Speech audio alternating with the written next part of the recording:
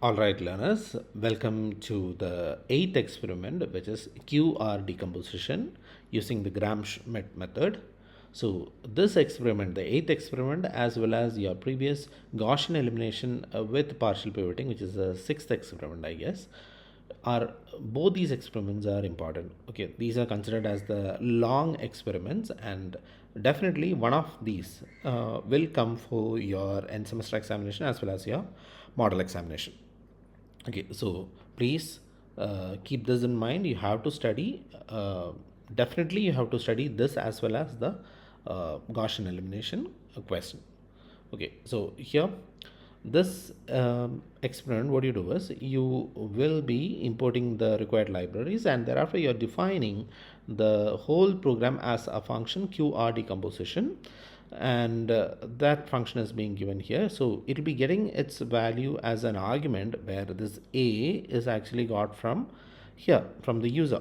Okay, from the user it is being got like this. So here also you are not going to do it, I mean you are not going to give any input, rather the system will give a test case. It is already being defined there.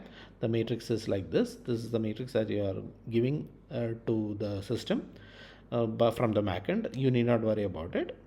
And then what happens is that you will be getting the matrix from here, and you are going to get the shape of the matrix using this n comma m equals a dot shape. So it will give you the shape, and afterwards you are going to initialize the q matrix, and in between u matrix as well. Okay, so this q matrix is nothing but you are going to get the orthogonal matrix. That orthogonal matrix is first of all initialized as an empty matrix, and the in between u matrix is also initialized like this. Then what you do, you will be uh, copying that value to u. Which value? That is the a value.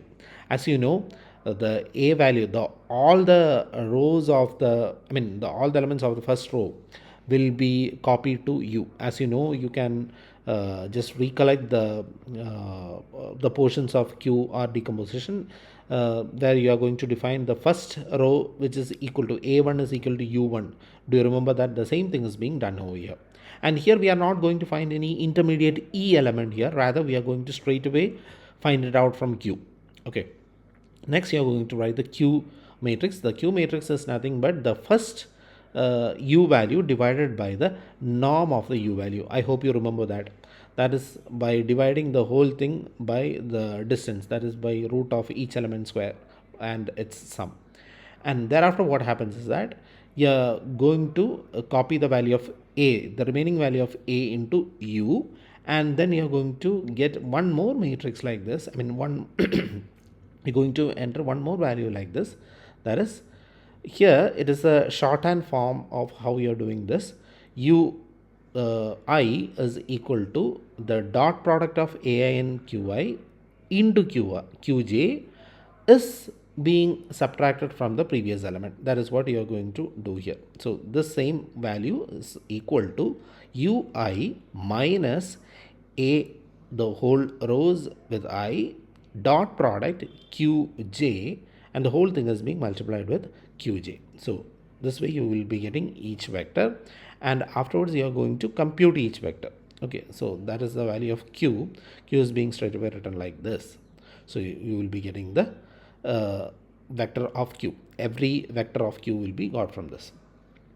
All right, that means every row of the q matrix, after the iteration is complete, you will be getting the all the rows of this q matrix. Then we are going to find the upper triangular matrix, which is the R. The R matrix is being calculated. Initially it is being initialized to 0.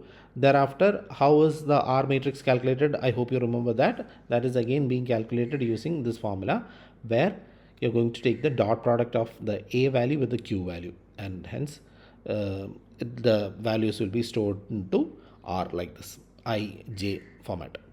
Then what happens, you will be printing the values, the Q as well as R matrix like this, and you will be getting the matrix in this way. So here you can see that this is an orthogonal matrix Q, and this R matrix is a what, upper triangular matrix like this.